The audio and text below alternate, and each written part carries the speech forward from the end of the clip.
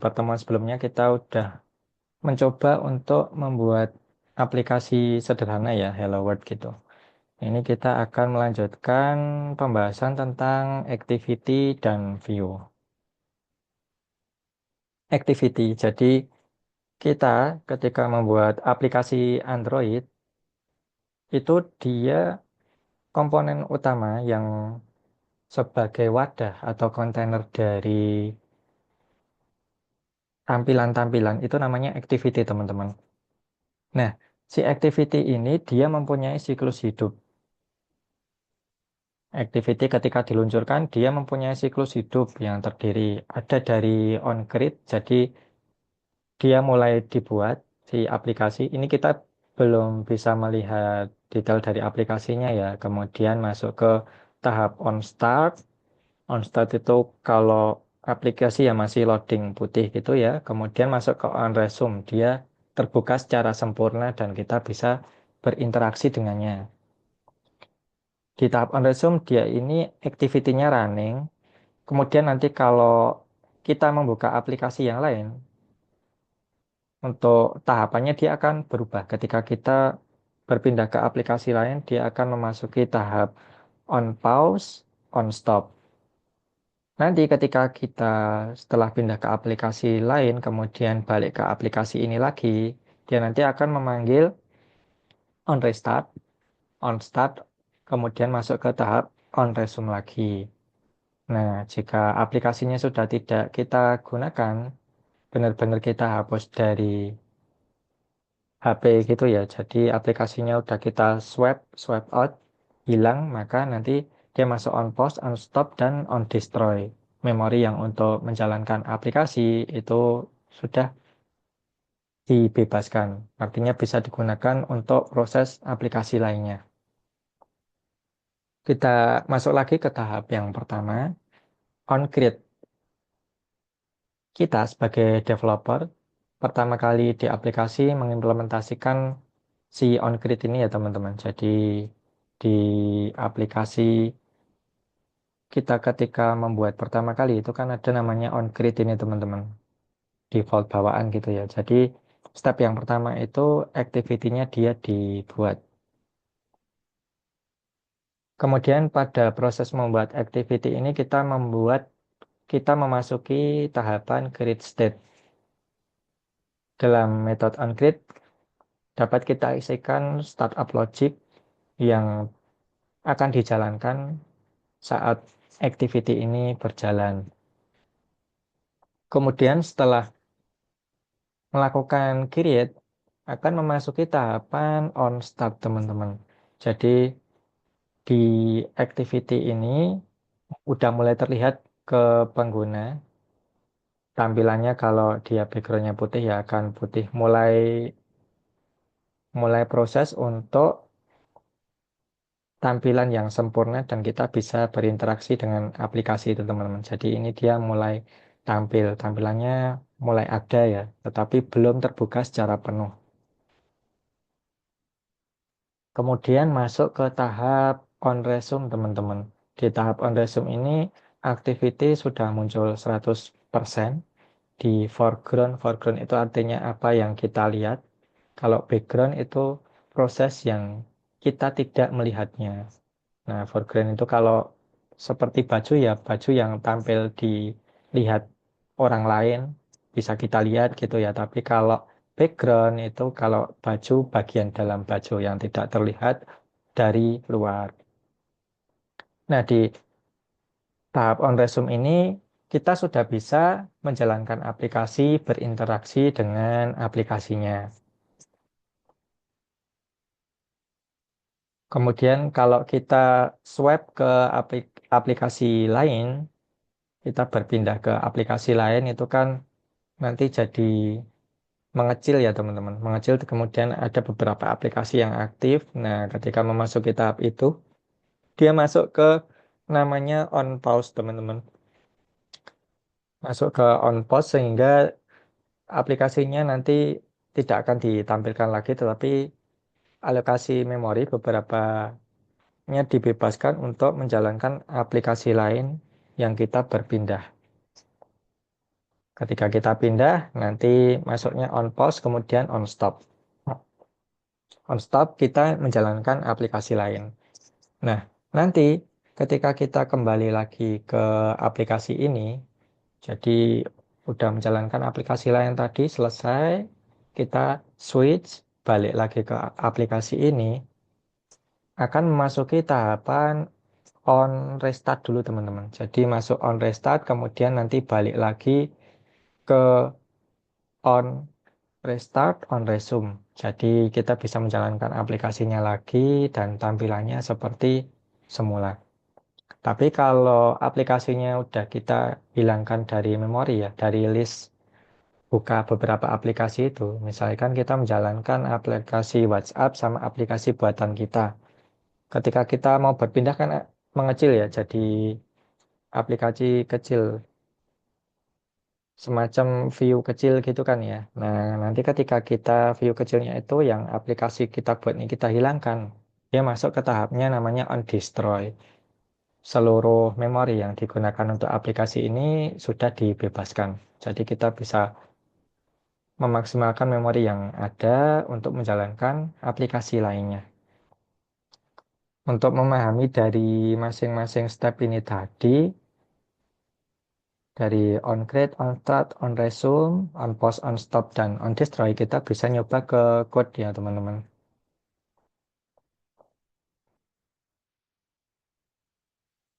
Ini kita kecilkan dulu.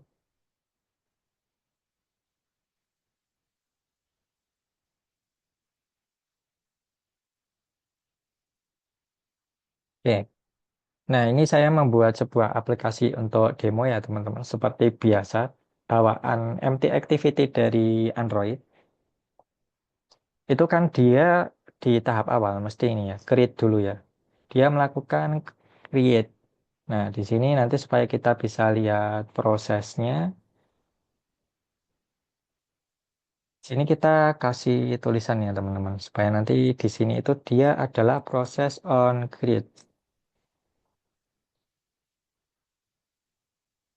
Jadi nanti ketika kita jalankan akan terlihat.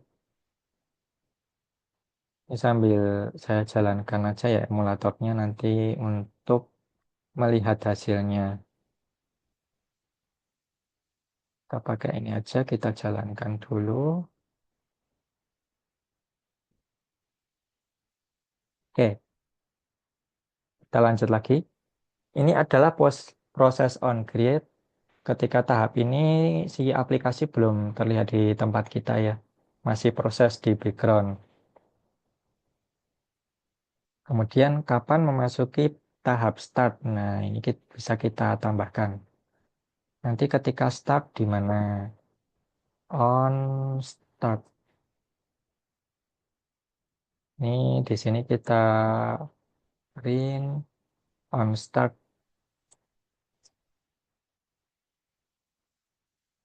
Kemudian on create, on start. Lalu kita bisa full berinteraksi dengan aplikasi ya. Kita pakai on resume ya teman-teman. Kita tambah on resume. Saat resume ini kita sudah mulai bisa berinteraksi dengan aplikasinya.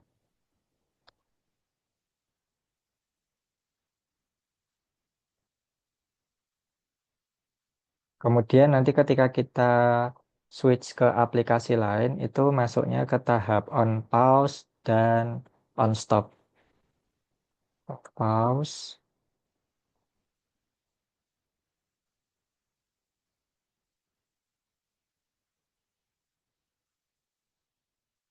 on stop.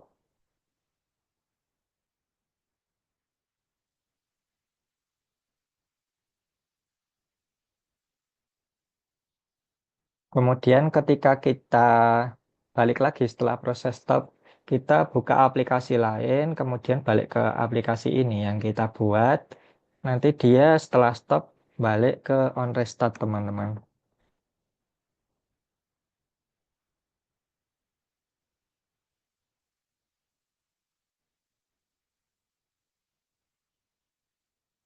Terus kalau aplikasinya ini kita hilangkan, sudah kita tidak kita pakai lagi ya, bukan di uninstall, tapi kita hilangkan dari list aplikasi berjalan, maka dia nanti masuknya proses on destroy ya teman-teman.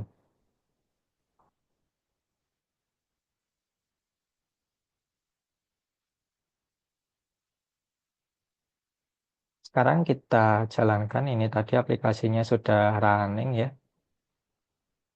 HP virtualnya sudah running, sekarang kita jalankan aplikasinya ini. Nah, untuk melihat ini semacam log ya, bisa pakai perintah ini, bisa pakai perintah lain yang khusus untuk log.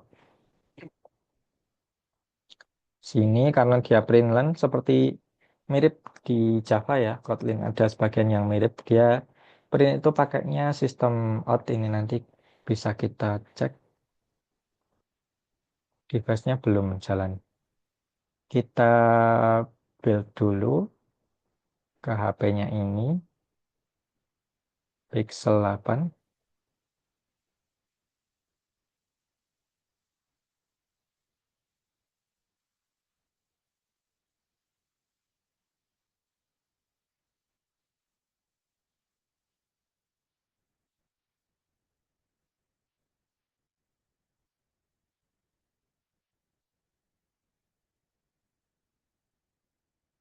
Error. Atau ini harus dimatikan dulu. Oh, ternyata masih loading lama ya yang ini. Kita ganti yang lain aja kalau gitu. Ini kita ganti medium font AP35.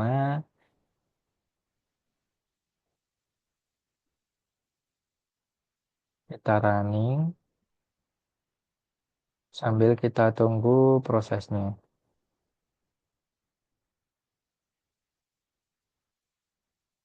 Ini kita ketik ya, system.out.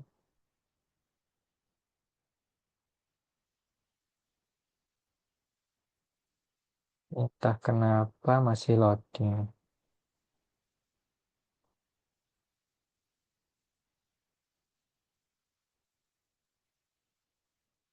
Oke, kita tunggu prosesnya dulu.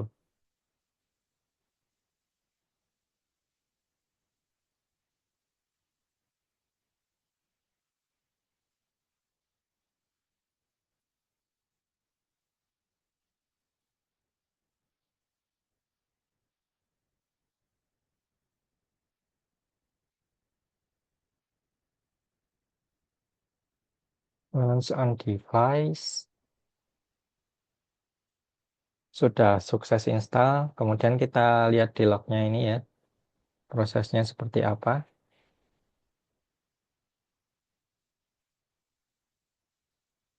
Ini nanti akan masuk ke on create, on start, on resume teman-teman. Nah, on resume ini dia udah buka.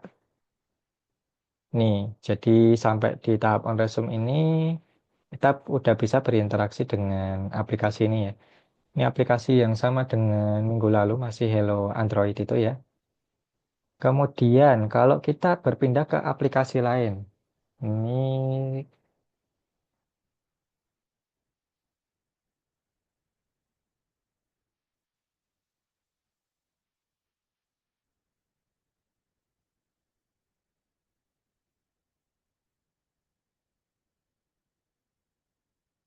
coba dulu.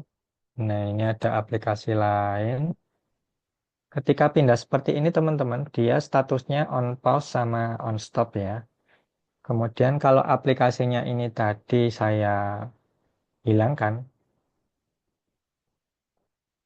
atau kita balik dulu, balik ke sini, maka dia nanti akan restart dulu, terus on start, on resume. Nanti kalau kita hilangkan,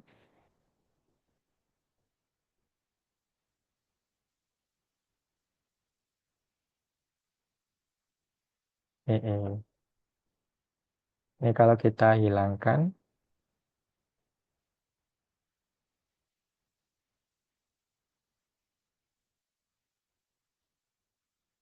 nah maka ketika benar-benar sudah tidak kita pakai ya, tidak ada di list aplikasi yang aktif, dia posisinya on destroy teman-teman.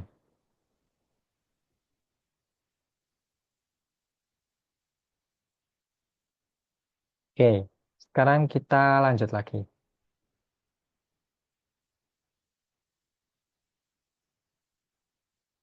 Itu tadi terkait activity ya. Jadi mulai dari on create, on start, on resume ketika menjalankan aplikasi, kemudian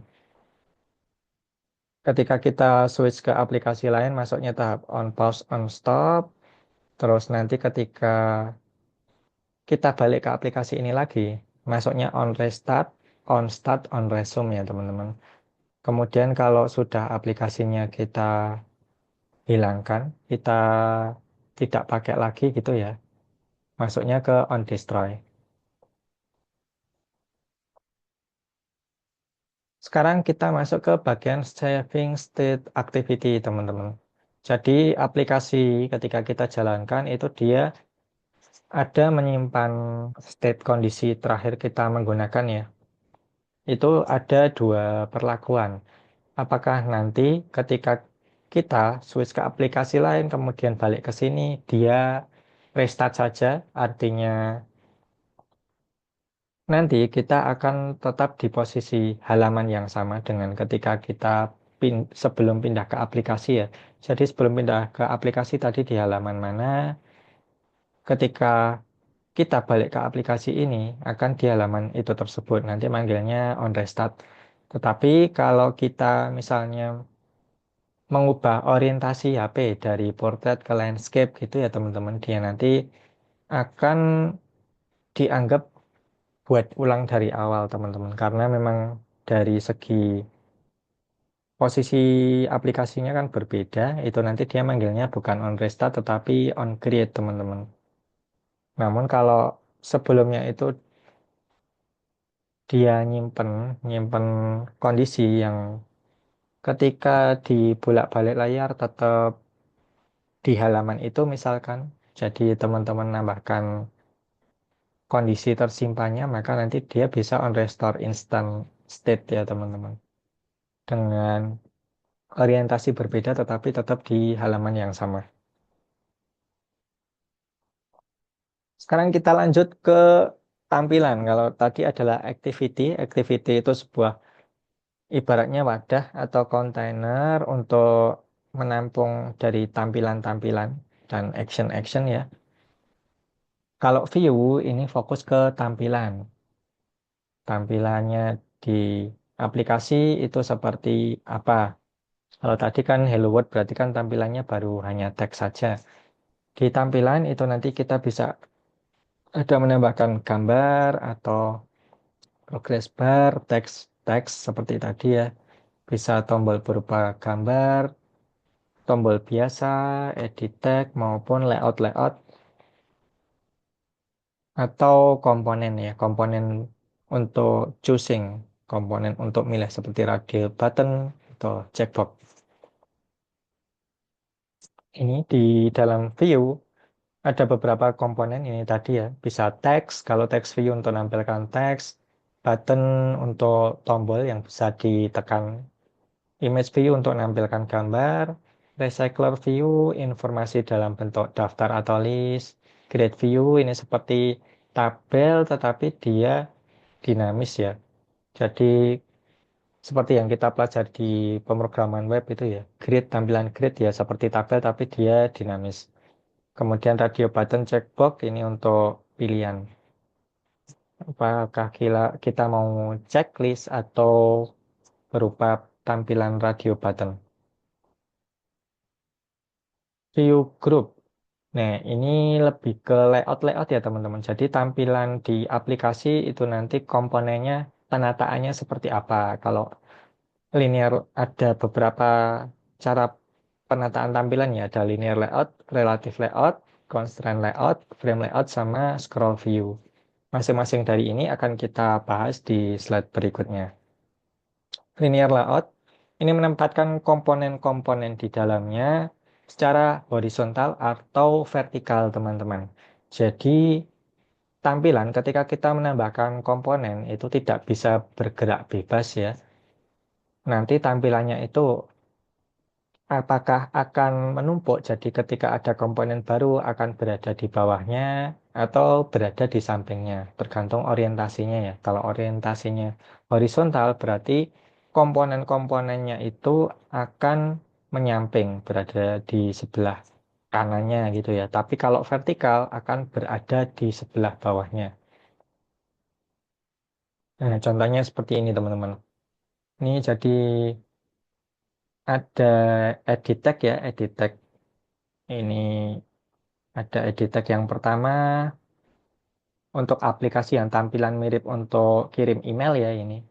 Yang pertama tuh, terus kemudian kita nambah tombol lagi, edit tag lagi. Yang kedua, dia beradanya di bawah. Karena apa? Karena orientasinya kita vertikal. Kalau ini diganti horizontal, subjek sama message ini dia akan berada di sebelah kanannya sini. Nggak kelihatan. Nanti tampaknya hanya tuh saja. Nah, dia biasa yang digunakan orientasi vertikal. Kalau linear layout ini teman-teman, ini ada message, kemudian ada button ini ya, send. Untuk membuatnya, dia didefinisikan terlebih dahulu pakainya linear layout ini teman-teman. Kemudian nanti dimasukin kode-kodenya ini ya. Bisa sambil kita praktekkan. Linear layout.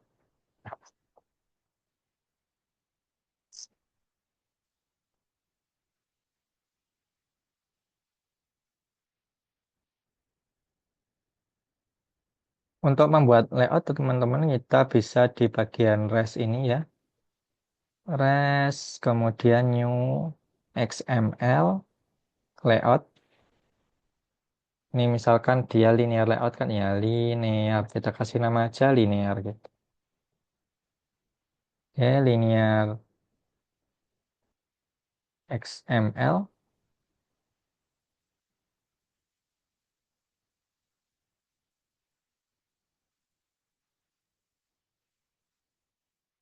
Masih proses. Nah, ini udah mulai ada tampilan ya. Linear XML ini adalah mode GUI-nya. Ada dua ini berbeda fungsi ya teman-teman. Walaupun dari nanti tampilannya itu kurang lebih sama, tetapi yang sini ini nanti untuk hidden, misalkan atribut-atribut itu nanti dia akan tampil di sini, teman-teman. Misalnya namanya apa. Tapi kalau di sini itu tampilan yang untuk pengguna, yang langsung tampil di aplikasi ketika dijalankan. Kalau sini nanti nama atribut seperti itu ditampilkan yang sini. Kita buat split jadi dua ya, yang satu untuk kode dan satunya untuk tampilan. Oke, nah ini dimulaikan dia linear layout gitu ya teman-teman. Kemudian di sini kita kasih ID teman-teman. Jadi nanti di activity ketika dia ingin memanggil tampilan ini bisa dengan ID-nya. Misalkan ini ID linear gitu ya.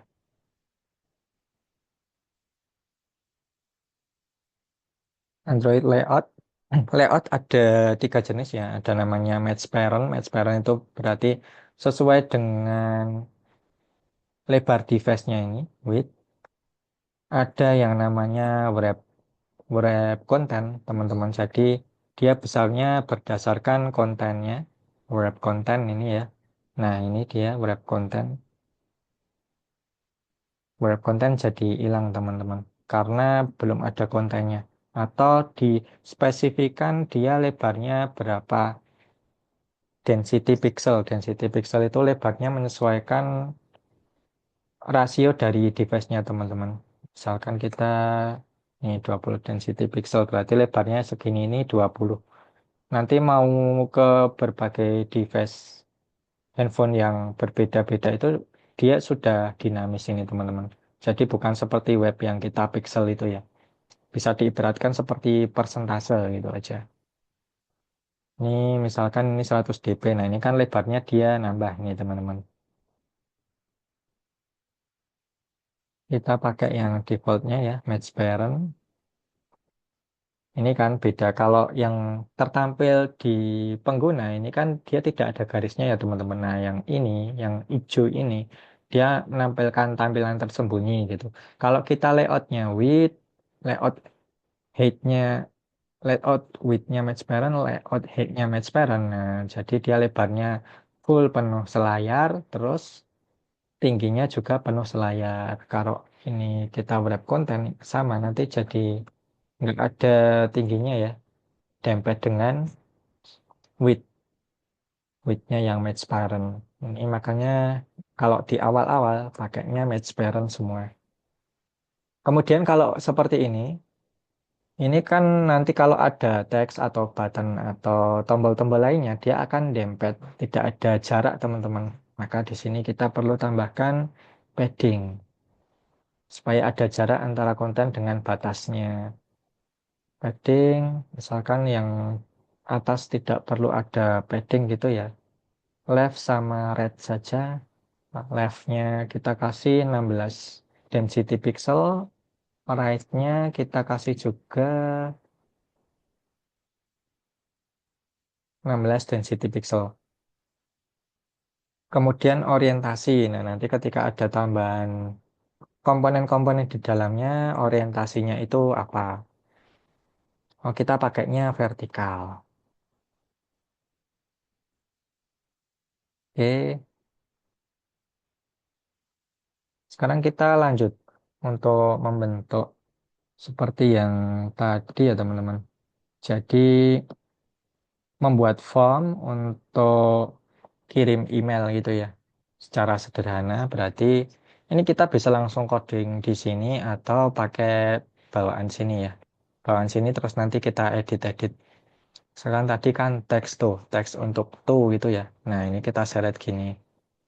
Kita seret sudah ada jaraknya kan ini kiri kanan itu. Kalau kita nanti nambah lagi komponen lain, ini kita tidak bisa bebas teman-teman. Kita taruh sini dia balik ke atas gitu. Nah, ini namanya linear layout. Jadi kita tidak leluasa drag and drop si komponennya. Dia nanti akan bertumpuk atau melebar ya, melebar ke kanan. Kalau ini kita ganti horizontal, yang teks kedua itu tadi akan ngilang teman-teman. Nah, ngilang dia di samping kanan gitu. Ini bisa dilihat di bagian yang hijau ini ya. Ini di kanan itu dia ada, tapi karena kita ada right-nya ini ya. Ini kalau aku nolin, sini dia sebenarnya nyangkut sama yang satunya. Kita nol semua aja. Nah, ini dia kalau di horizontal tuh sebenarnya yang edit tag tadi ada di samping kanannya teman-teman. Nggak kelihatan. Kita balikin lagi. Orientasinya kita balikan ke vertikal.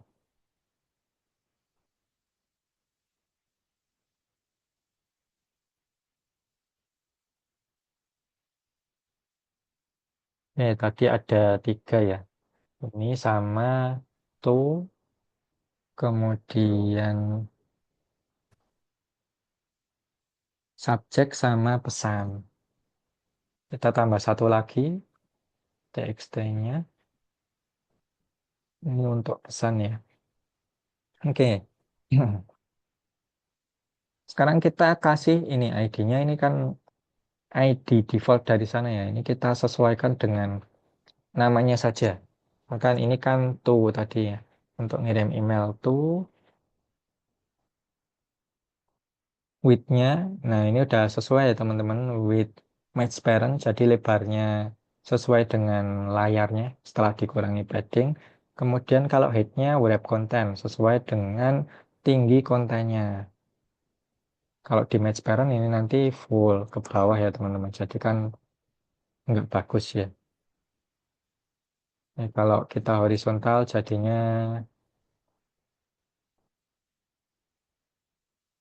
tetap lebar juga ya. Ya.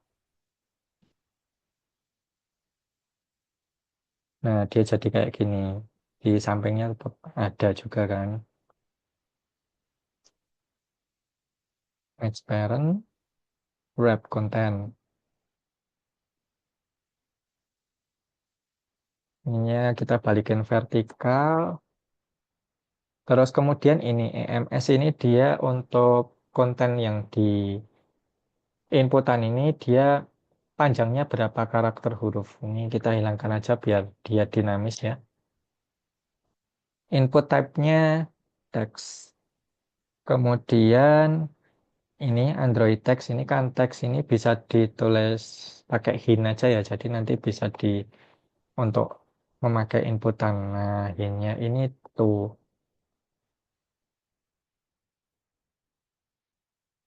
Kalau kuning ini bisa dibiarin, bisa juga nanti kita edit ya teman-teman. Kalau kuning itu warna warning saja, tapi kalau merah, nah kalau ada yang merah gitu berarti baru ada yang keliru. Kalau masih kuning itu warning saja.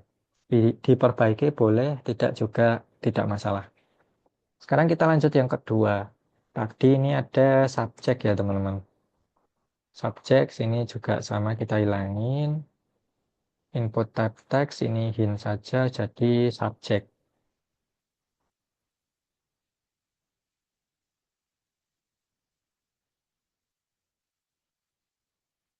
Kemudian yang ketiga itu di sini adalah isi pesannya. Ini kita ganti pesan saja. Ini kita hilangkan. Ini juga hint.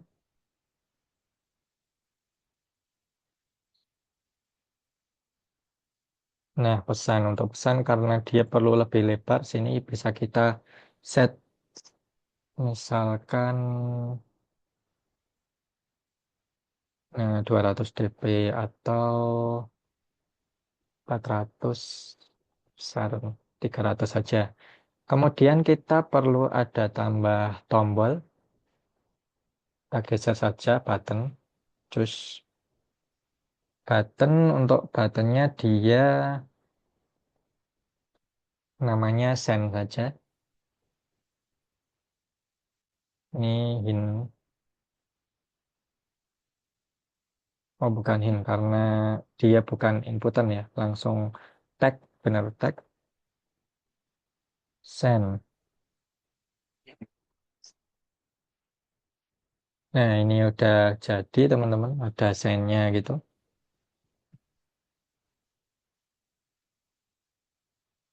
Terus kemudian ini udah jadi ya.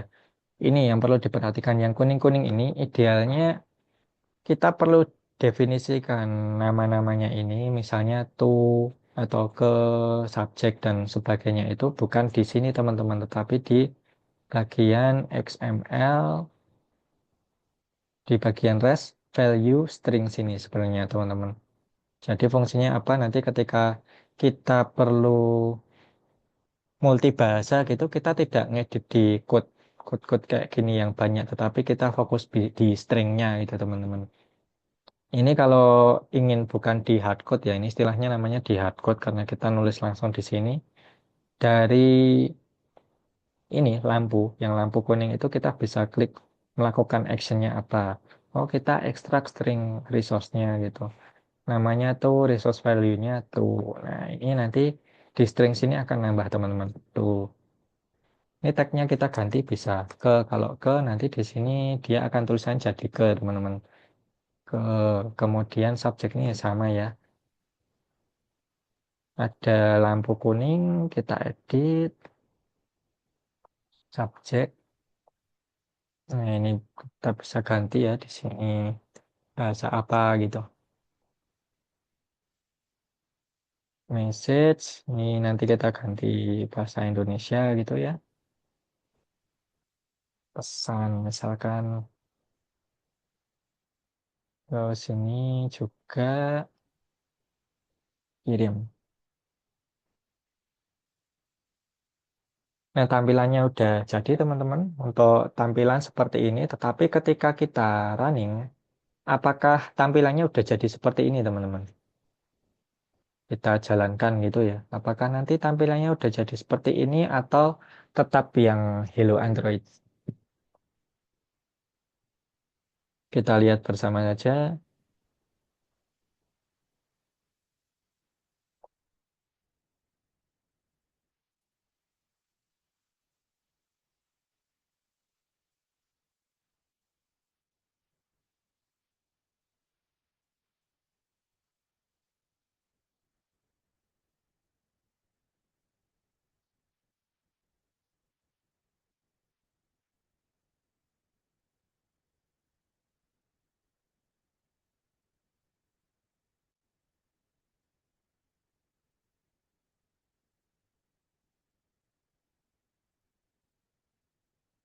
tampilannya ternyata masih Hello World, Hello Android teman-teman. Bukan berganti yang kita pakai linear XML ini tadi ya. Tampilannya ternyata belum ganti seperti yang kita harapkan. Nah, gimana supaya tampilannya berubah jadi ini? Supaya tampilannya berubah, supaya tampilan berubah, kita balik ke activity, teman-teman. Balik ke activity sini, kemudian di bagian temanya itu kita ganti. Set kontennya ini kita ganti. Ini kita komentar.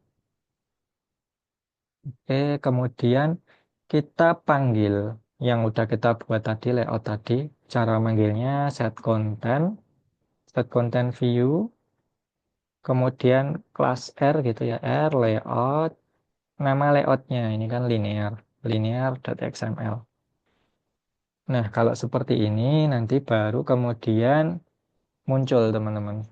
Ketika kita running ulang ya, nanti akan muncul.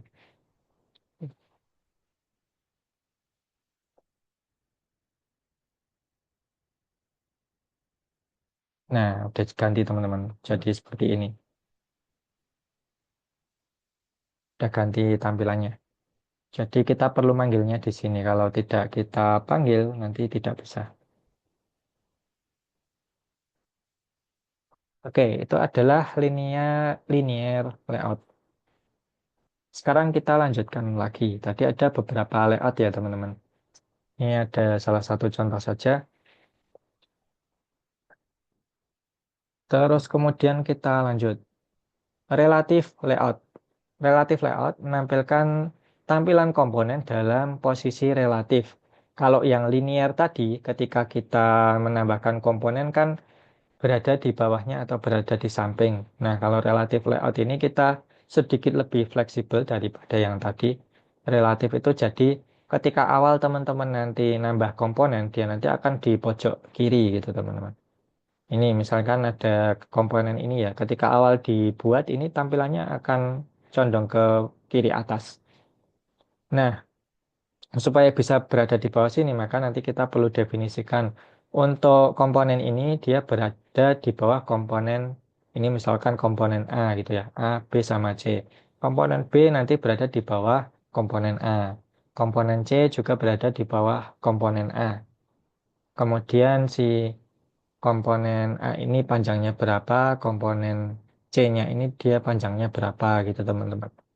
Ini kalau kita pakai bahasa yang web ya, ini float kiri, yang ini float kanan.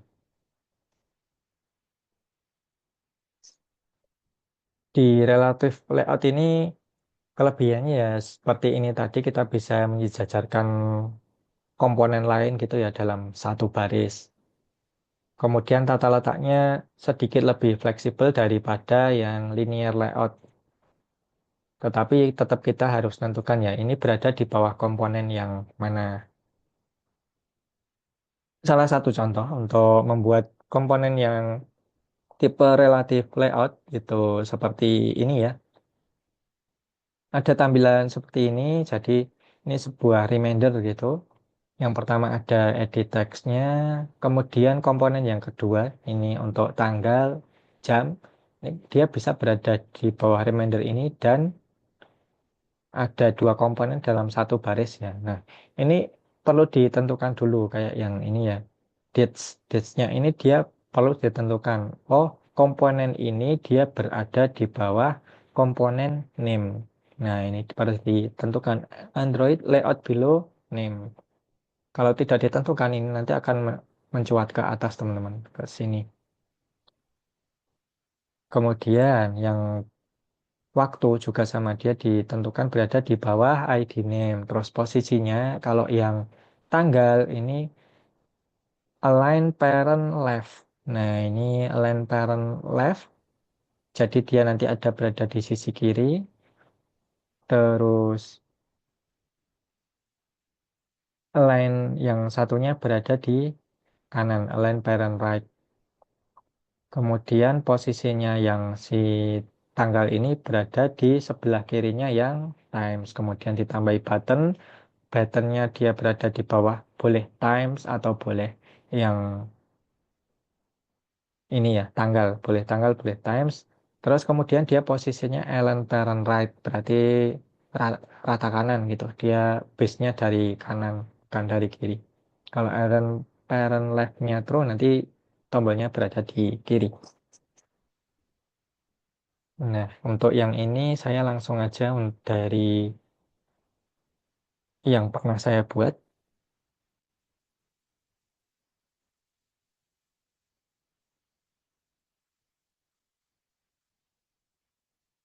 Oke, kita yang relatif ya. Nah, relatif ini contohnya seperti ini ya, teman-teman.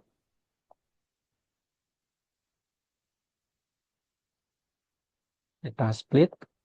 Oke, ini mirip yang tadi. Jadi, kalau kita nambah komponen, misalkan ini ya, kita tambahi button lagi gitu. Ini kalau kita geser ke sini ya, dia tidak bisa di bawah sini, teman-teman, tapi akan mencolot ke atas gitu. Nah, dia perlu didefinisikan button baru itu dia berada di bawahnya siapa. Ini kan dia ada ID button gitu ya. Oh, dia nanti di below button. Kalau kita taruh di below button, nah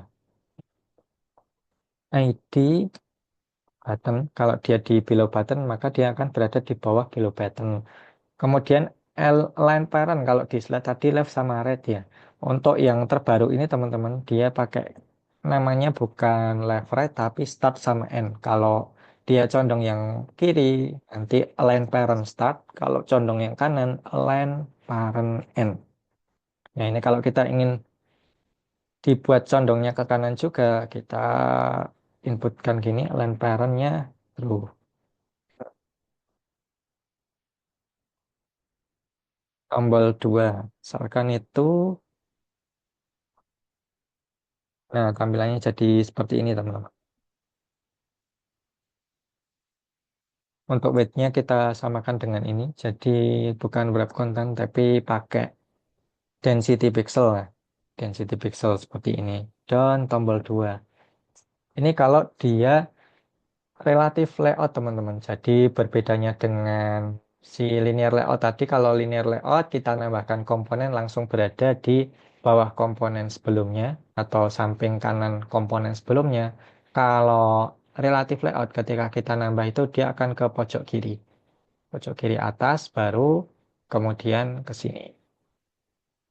Untuk menjalankan, kalau menjalankan ini berarti di sini kita tinggal ganti, ini kan ada beberapa layout ya teman-teman. Ini tinggal kita ganti aja.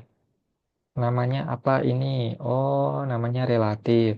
Nanti tampilannya akan ganti teman-teman.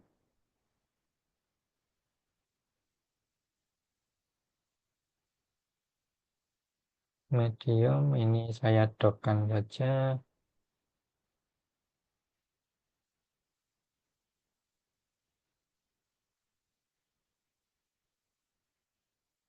View mode-nya bikin float. Terus kita refresh.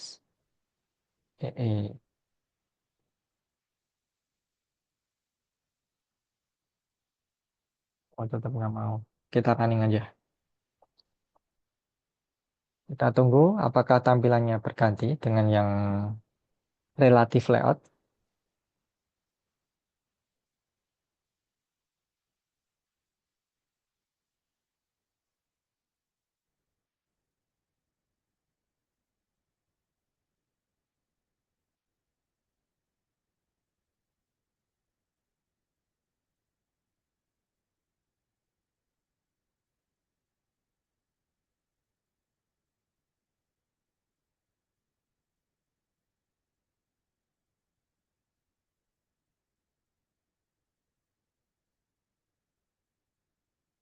Ya, mulai.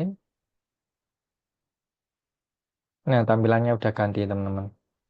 Kalau sini karena kita belum ada tambahan untuk date sama fungsi yang waktu ya, jadi tampilannya hanya drop down gini saja, pengingat dan sama tombol 2. Sekarang kita masuk ke layout yang lainnya.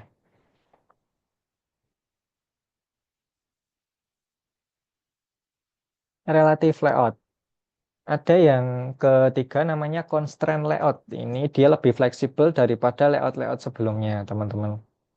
Dibanding relative layout sama linear layout, ini si constraint layout kita lebih bebas. Jadi ketika drag and drop di mana, ya posisinya di situ. Posisi relatif dibanding komponen yang lain, ada beberapa fitur tambahan ya, yang untuk memudahkan kita melakukan pengaturan layoutnya. Nah, contohnya ini, tata letaknya gimana, jaraknya seperti apa, di GUI-nya juga lebih memudahkan ya teman-teman. Ini jaraknya berapa, bisa diatur. Kita bisa lihat di sini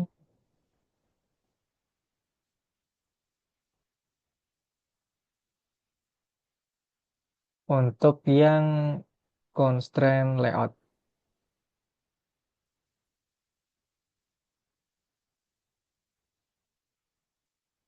Oke, constraint layout. Nah, seperti ini teman-teman. Kalau constraint layout, dia diawalinya pakai ini namanya.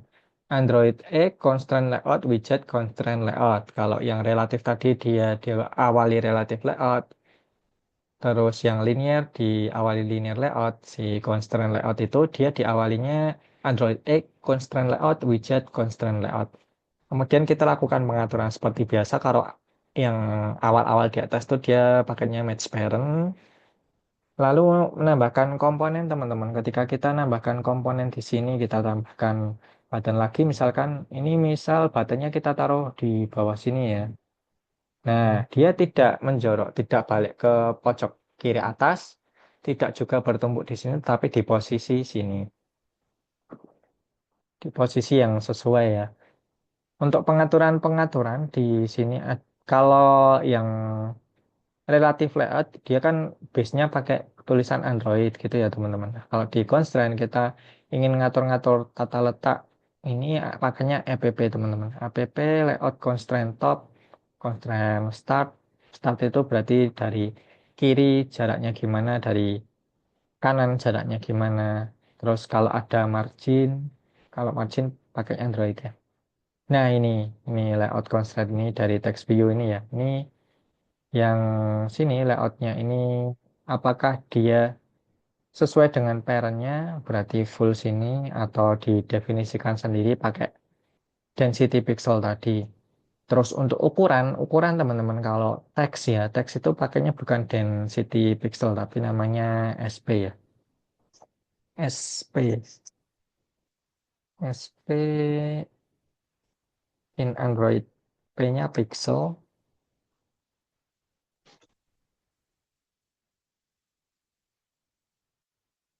Scale Independent Pixel namanya teman-teman SP itu. Jadi untuk teks ya, teks dia juga sudah dinamis. Kalau kita pakainya SP, 20 SP, 18 SP misalnya seberapa segini gitu ya.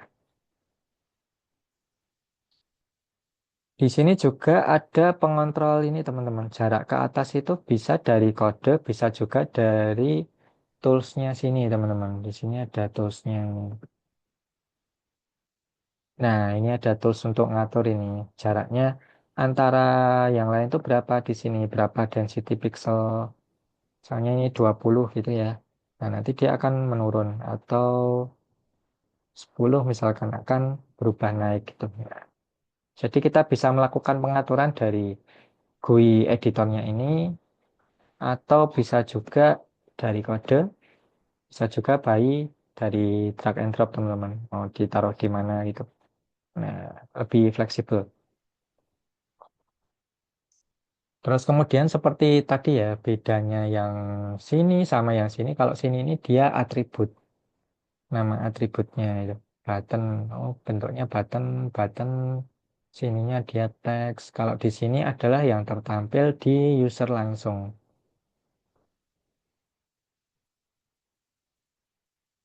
Sekarang kita lanjut lagi. Masih ada beberapa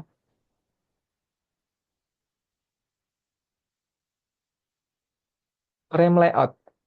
Ketika kita membuat layout ya di activity, jadi dalam satu tampilan, terus nanti ketika klik muncul tampilan lagi. Nah, ketika muncul tampilan lagi, itu bisa dibuat berupa activity baru atau bisa juga namanya fragment, teman-teman. Jadi nanti ketika ada tampilan baru dan itu masih nyambung dengan halaman yang pertama, bisa dibuat namanya frame layout, teman-teman. Jadi nanti tampilannya itu akan numpuk di atasnya gitu. Ketika sudah tidak digunakan, dia dihilangkan atau dipindah posisi yang sebelumnya ini jadi posisi di atasnya. Itu namanya frame layout. Kemudian ada juga layout lain namanya tabel layout. Jadi tampilannya benar-benar tabel ya, tidak dinamis. Ukurannya ya sesuai tabel, namanya tabel layout. Tampilannya nanti seperti ini. Jadi ya mirip-mirip di web ya. Ini tampilan kalau bentuknya tabel layout. Dia akan berupa tabel. Terus ada juga yang lain lagi namanya scroll view, teman-teman. Kalau scroll view, tampilannya itu nanti bisa di-scroll. Ketika kontennya ada banyak, nanti dia lebih dari satu layar handphone, kita bisa scroll sehingga bisa lihat tampilan di bawahnya. Kalau scroll view,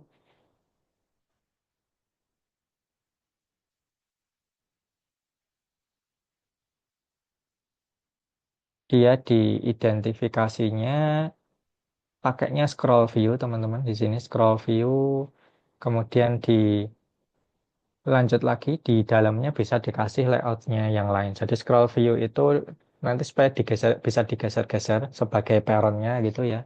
Ini kalau kontennya masih sedikit gini belum begitu ngefek, harus banyak gitu teman-teman supaya bisa di scroll. Nah, di dalamnya kita bisa ngasih layout yang lain, apakah tabel layout tadi atau linear layout ini atau relative layout.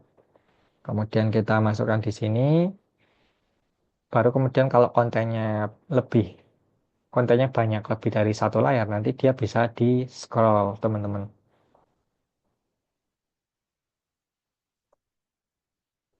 Oke, kira-kira itu terkait penjelasan hari ini mengenai activity dan view.